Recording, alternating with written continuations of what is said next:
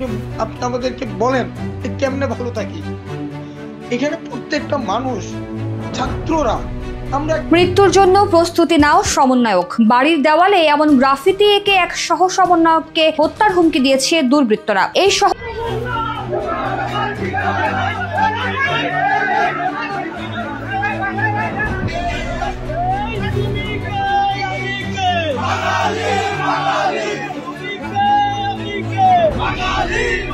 চট্টগ্রাম ইউনিভার্সিটির সমন্বয়ক তাকে জোরপূর্বক স্লোগান দেওয়ালেন জয় বাংলা জয় বঙ্গবন্ধু, এবং আওয়ামী লীগরা তাকে জোরপূর্বক বলালেন যে তুমি কে আমি কে, বাঙালি বাঙালি।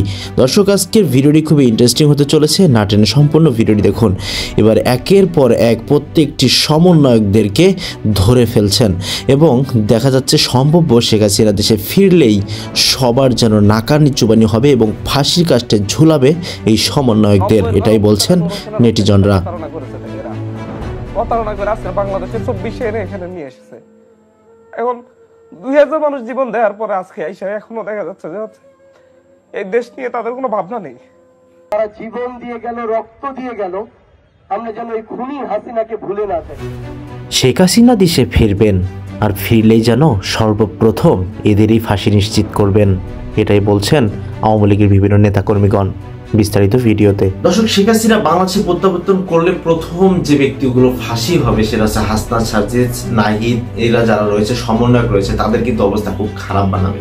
কিন্তু অন্যান্য উপদেষ্টা যারা রয়েছে তারা কিন্তু বেঁচে যেতে পারে, কিন্তু কোনোভাবেই বাঁচতে পারবে না যারা বৈষম্যবিরোধী ছাত্র আন্দোলনের যারা সমন্বয়ক ছিল, তারা কিন্তু কোনোভাবে ধরে ধরে একটা করে অবস্থা খারাপ বানিয়ে ফেলবে। জি বন্ধুরা, খুবই গুরুত্বপূর্ণ আজকে একটি ভিডিও আপনাদের মাঝে দেখাতে চলেছি। চলুন তারা কিভাবে যাবে আজকে, টুডে অ্যান্ড টুমোরো তিনি যে ফিরবেন এই ব্যাপারগুলো নিয়ে কথা বলা হলো আজকে, যে তারা আসবেন এবং আসলে 5 বছর 10 বছর আসলে এদের কিন্তু অবস্থা খারাপ। এরা কিন্তু আসলে আজার কাল না হোক, এখন তাদের বয়স যদি 25 থেকে 30 বছর হয়ে থাকে, আগামীতে যদি 20 বছরও যদি শেখ হাসিনা না আসে, তাদের কিন্তু 40 বছর ওইরকম একটা অবস্থা হবে।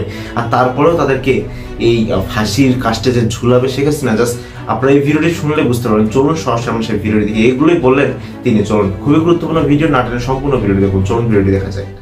যারা হয়তো মনে করতেছেন যে আওয়ামী লীগ ক্ষমতা থেকে চলে গেছে, আওয়ামী লীগ একেবারেই শেষ, এই চিন্তা ভাবনা যাদের মাথায় আছে, আমি বলবো যে তারা একেবারে বোকার স্বর্গে কিন্তু বাস করছে।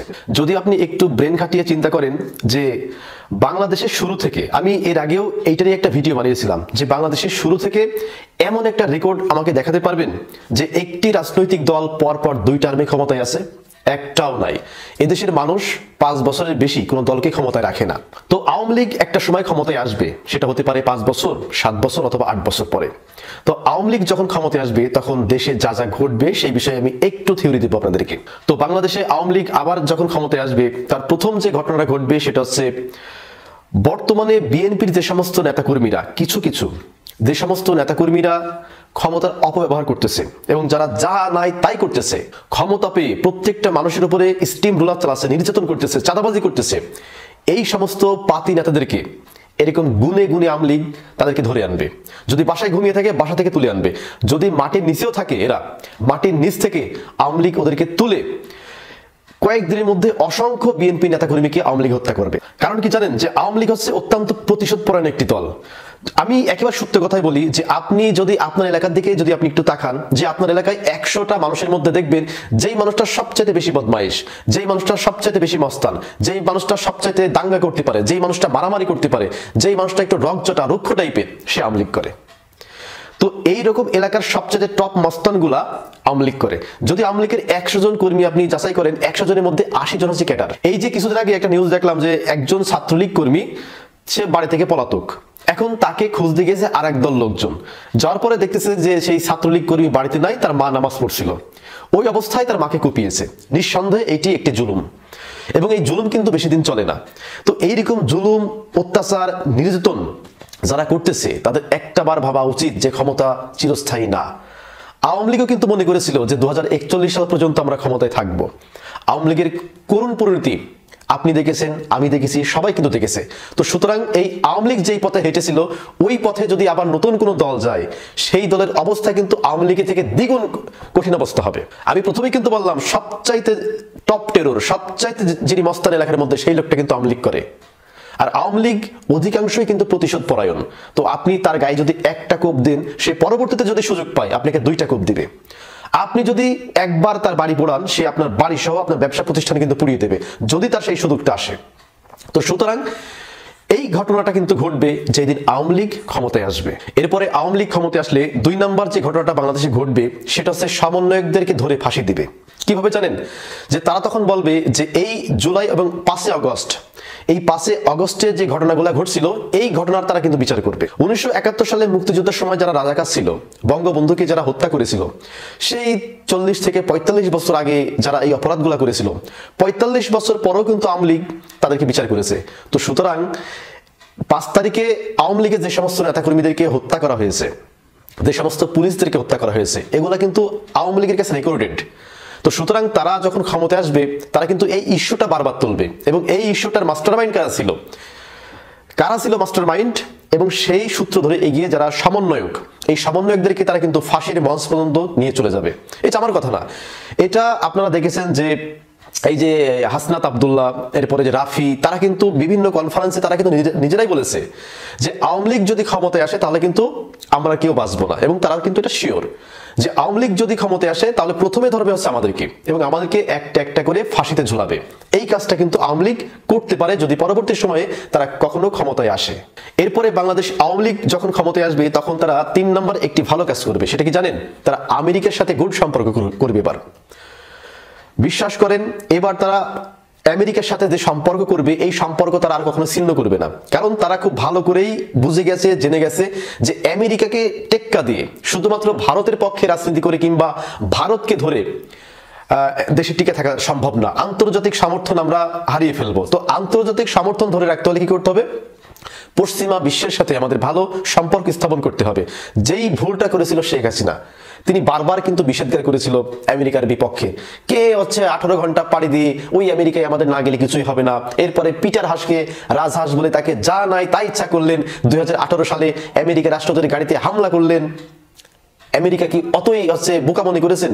খেয়াল না, আমেরিকা 5 বছর আগে আমেরিকা যে প্ল্যান করে ফেলেছিল যে এই আওয়ামী লীগ গভর্নমেন্টকে ফেলে দিবে যে কোনো কায়দায়, তারা কিন্তু ফেলে দিয়েছে। তো সুতরাং আমেরিকার সাথে খেলে, যেখানে বিশ্ব যারা বড় দেশ, সুপার কান্ট্রি মানে সুপার পাওয়ার কান্ট্রি, সেই সমস্ত দেশগুলা আমেরিকার সাথে খেলে কিন্তু পারে না। আর সেখানে আমরা ছোট্ট একটা দেশ আমেরিকার সাথে আমরা খেলতে গেছি।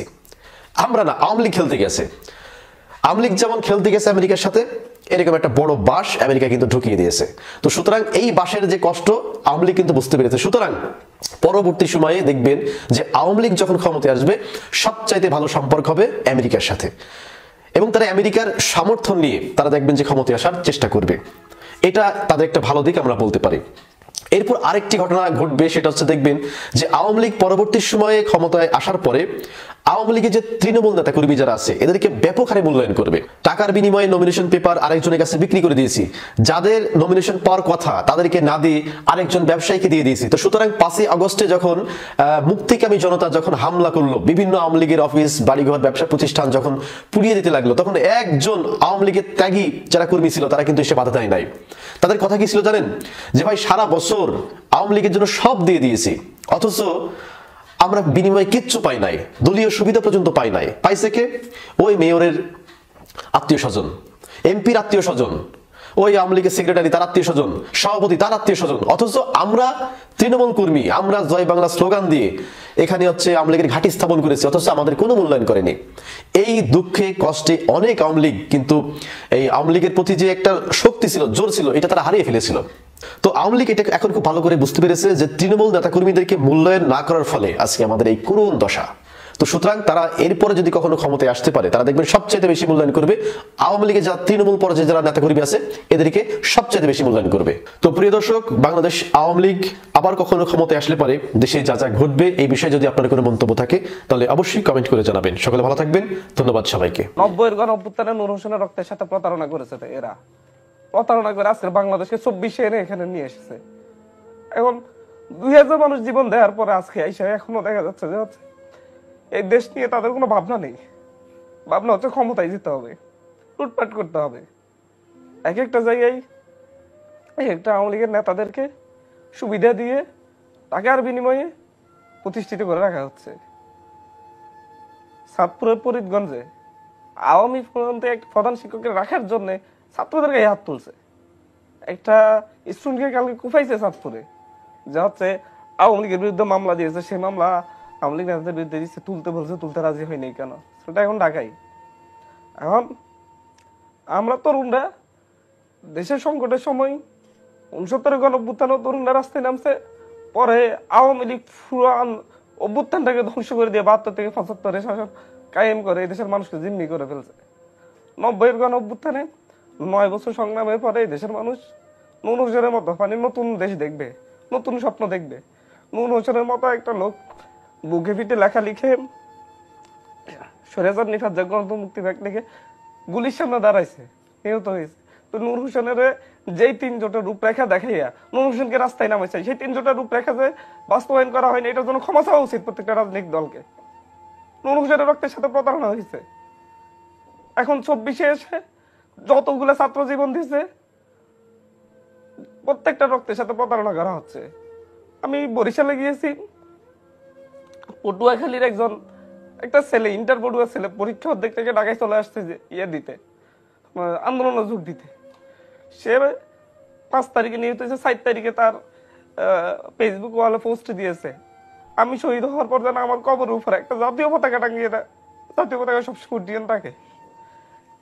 ওইসব পোলাপাইনের স্বপ্ন আজকের বাংলাদেশ, প্রত্যেকটা জায়গায় সাদাবাজি, লুটতরাজ। এই আওয়ামী লীগকে পুনর্বাসনের জন্য কি এই লোকগুলো দিয়েছে, জীবন দিয়েছে। আওয়ামী লীগ নিষিদ্ধের কথা বললে ফাল দিয়ে উঠে রাজনৈতিক দল নিষিদ্ধ করা যাবে না। আওয়ামী লীগ রাজনৈতিক দল নাকি? 16 বছরের রাজনীতি কি করছে আওয়ামী লীগ? মানুষ অত্যাচার আর কি করেছে? এদেশের মানুষের অধিকার কেড়ে নেওয়া ছাড়া কি করেছে? ছাত্রলীগ সভাপতিকে দেখে আগামীকালকে একটা মানে ঢাকা বিশ্ববিদ্যালয়ের শিক্ষার্থীদেরকে জিম্মি করে রেখে বছর পর বছর অত্যাচার যে করেছে সাদ্দাম সন্ত্রাসী, এর ব্যাপারে নিউজের অভাব আছে। সন্ত্রাসী সংগঠন ওকে এনে একদম একক টকশোতে একটাতে বসাই দিতে হচ্ছে, সুশীলতা দেখাচ্ছে রাজনীতি করে। এত বছর কই ছিল? এগুলা করে মূলত হচ্ছে বাংলাদেশের যতজন এখনো হসপিটাল গুলাতে আহত পোলাপান এখনো কাতরাচ্ছে, চিকিৎসার ব্যবস্থা হচ্ছে না, না তাদের পাশে দাঁড়াচ্ছে, শুধু সব গভর্নমেন্টের উপর আমাদের উপর ছাপাচ্ছে। কেন রাজনৈতিক দলগুলোর দায়িত্ব নাই? 100টা করে দায়িত্ব নিয়ে নিতে, আমি এদের চিকিৎসার ব্যবস্থা করবো, ফান্ডের অভাব আছে, সেই দিকে খেয়াল নাই। আছে হচ্ছে যে ক্ষমতায় কখন যাব, কোথায় কোথায় লুটতরাজ করবে, কোথায় টেন্ডারবাজি করবে। আমার এলাকায় আমার উপজেলাতে টেন্ডার নিয়ে তাদের 2 গ্রুপের মধ্যে মারামারি হয়েছে। এগুলো যদি চলতে থাকে তাহলে কেন আমাদেরকে কেন সামনে রেখে তাদেরকে আন্দোলন করতে হয়েছে? কেন আমাদেরকে জীবন বাজি রেখে এই পর্যায়ে আমাদেরকে নামানো হয়েছে দেশের? আমরা তো এই রাস্তার দায়িত্ব নিতে চাই নাই, আমরা তো রাজনীতিতে এভাবে আসতে চাই নাই, আমাদের তো ঠেলে আনা হয়েছে। হচ্ছে যে তোমরাই নেতৃত্ব দাও, আমরা তোমাদের সাথে আছি, তখন করা হয়েছে। এখন যখন আমরা বলবো যে হচ্ছে যে ফ্যাসিস্ট হাসিনা যে সংবিধান আছে এটাকে ফেলে দিয়ে নতুন সংবিধান করার, তখন সাংবিধানিক সংকট, এটা তোমরা করতে পারবো না, আমাদেরকে করতে হবে। কি করেছে থেকে করবেটাকে?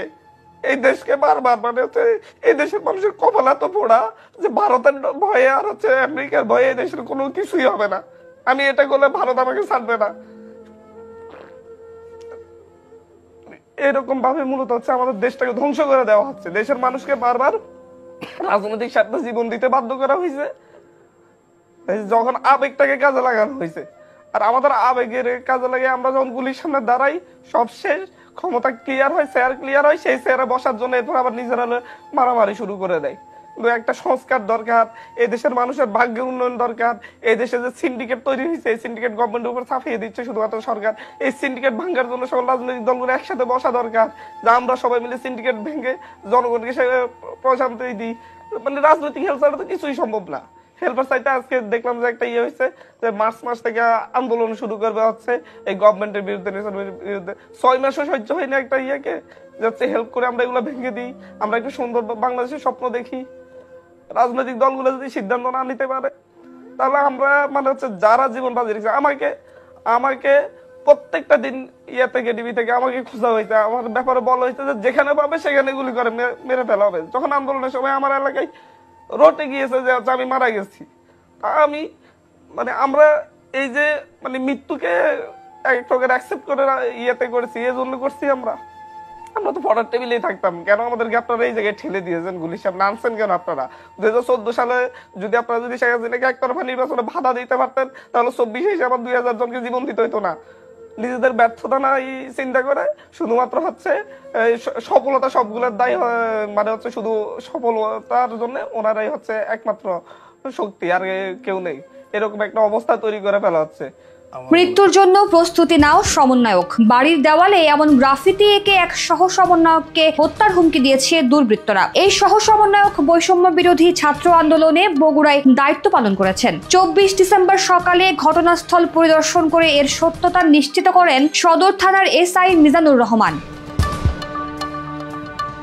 হুমকি পাওয়া সমন্বয়কের নাম আহসান কবির। তিনি সরকারি আজিজুল হক কলেজের ডিগ্রি দ্বিতীয় বর্ষের ছাত্র এবং বগুড়া জেলার সমন্বয়ক ছিলেন। আহসান হাবিব জানান, রাতে ঘরের দেওয়ালে মৃত্যুর জন্য প্রস্তুতি নাও লেখাটি দেখতে পেয়ে তাকে জানিয়েছে পরিবারের এক সদস্য। এরপর থেকে আতঙ্কিত পরিবারের সবাই। আহসান হাবিব আরো বলেন, বর্তমান ছাত্র সমাজকে ধ্বংস করার জন্য বিগত ফ্যাসিস্ট সরকারের দোসররা পায়তারা চালাচ্ছে। আমি নিজেও একজন ছাত্র, আজ আমাকে হুমকি দিয়েছে, কাল আমার অন্য ভাইকেও হুমকি দিতে পারে। আমি এর সুষ্ঠু বিচারের দাবি জানাচ্ছি। জেলা পুলিশের অতিরিক্ত পুলিশ সুপার সুমন রঞ্জন সরকার বলেন, এরই মধ্যে জেলা পুলিশের একটি টিম ঘটনাস্থল পরিদর্শন করেছে। পুলিশের পক্ষ থেকে একটি জিডি করা হয়েছে। বিষয়টি নিয়ে সদর থানা পুলিশ মাঠে কাজ করছে। দর্শক, আপনাদের ভিডিওটি নিয়ে আপনাদের মন্তব্যকে অবশ্যই আমাদের কমেন্ট জানান এবং আমাদের এই সার্জিস হাসনাত বলেন এবং যারা সমন্বয়ক রয়েছিলেন এবং ছিলেন তাদেরকে শেখ হাসিনা কিন্তু টুডে অ্যান্ড টুমোরো যদি শেখ হাসিনার পর্যাপ্ত পরিমাণে তাকে শাস্তি দিতে না পারে দেশে, তাহলে কিন্তু এই বাংলাদেশের অবস্থা খুবই খারাপ অবস্থা হয়ে যাবে।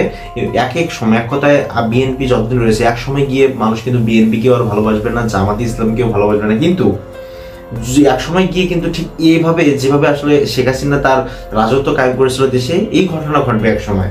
আর তখন যদি শেখ হাসিনা প্রত্যাবর্তন করে এই দেশে আসে, তাহলে কিন্তু অবস্থা খুবই খারাপ আছে। এখানে শেখ হাসিনা না থাকলে যদি জয় আসে, তাহলে কিন্তু অবস্থা খারাপ আছে। আপনাদের কি মন্তব্য অবশ্যই আমাদের কমেন্ট জানিয়ে দিন। আজকের ভিডিও এই পর্যন্তই। চ্যানেল সাবস্ক্রাইব করুন, বন্ধুদের পাশে থাকুন। আল্লাহ হাফেজ।